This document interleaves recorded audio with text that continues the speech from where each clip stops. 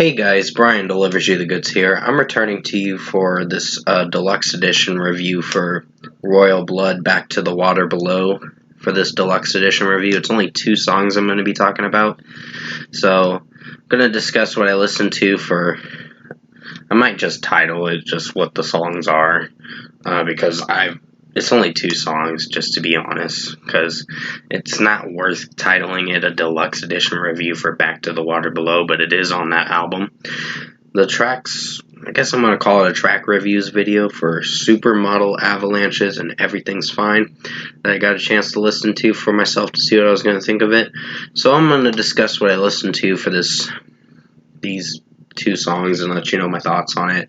So let's dive into this track reviews video. Now, I thought it was going to be a deluxe edition review, so I'm sorry for mistaking it for being that.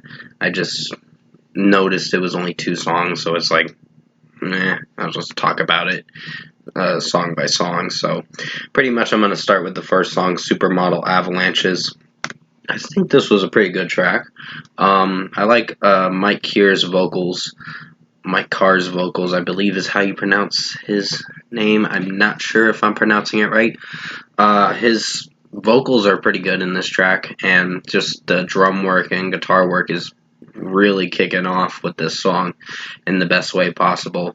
So I'm really digging that aspect about the track, so I'd give this a 5 out of 5. Great track for what it went for, and pretty much Mike Carr's vocals is good, and the way the song has a really good instrumental at the end of it, and it goes a lot faster and picks up the pace with the song. It is executing in the best way possible, so 5 out of 5. Then comes Everything's Fine, and that's a decent song to close out the whole deluxe edition for the Back to the Water Below album. But honestly, ain't my favorite, but it's something, so I'd give it a 4 out of 5. It's just a little too mellow for me, but I know it tried something to be somewhat good, and then there were some moments where I found Mike Carr's vocals to be a little decent in this song, so I'd give it a 4 out of 5. Overall, that's pretty much what I think of this Back to the Water Below Deluxe Edition. If I were to give this Deluxe Edition a score, I'm going to give it a 9 out of 10. It's still going to get the 8 out of 10 rating, maybe like 8.5 at least, because the album has grown on me, at least in a little bit. But I wouldn't say it's the best album this year, but it is a pretty good album. It just took me a little time to get used to Royal Blood's new stuff, and I don't hate Royal Blood with their new album. It's actually a pretty good album.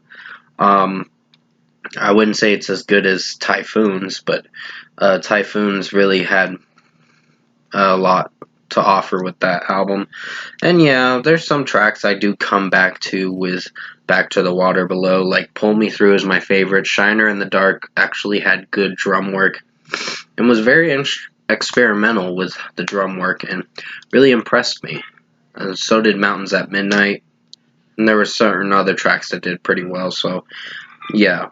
I'd give this full album a score of an 8.5 out of 10. It will be on my best albums by the end of the year. I just got to give it a little bit more listens to see how it holds up towards the end of the year, which is like 3 months away.